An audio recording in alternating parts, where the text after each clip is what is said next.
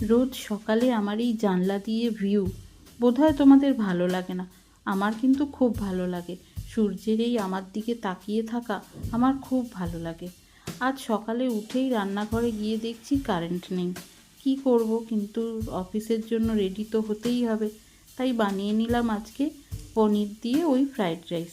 বুঝতেই পারছো আজ মঙ্গলবার, আমার নিরামিষ।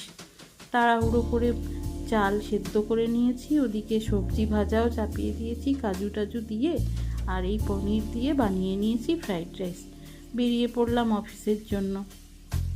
বিকেলবেলা ফিরে এসে আজকে গেছিলাম একটু মঞ্জুশ্রীতে। চারিদিকে এত খাবারের দোকান, কিন্তু আজ ওই যে নিরামিষ, বাইরে কিছু খেতে পারবো না। বিদ্যুৎ বেকারি, উফ, যা খাবার দাবার দেখা যাচ্ছে।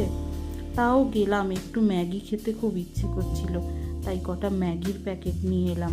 নিরামিষের দিন একটু স্পাইসি মানে এই ম্যাগি একটু খাওয়া যেতেই পারে। আর কি করব, যাই হোক ম্যাগি কিনে নিয়ে ফিরলাম। দেখো রাস্তায় সবাই ব্যস্ততা, সবাই বাড়ি ফিরছে। এ যেন এক আলাদা রকম মনে হয় সবার বাড়ি ফেরা। চলো বাড়িতে এসে একটু ম্যাগি সেদ্ধ করে ওতে ওই চটকাদার মশলা গুলে খেয়ে নিলাম।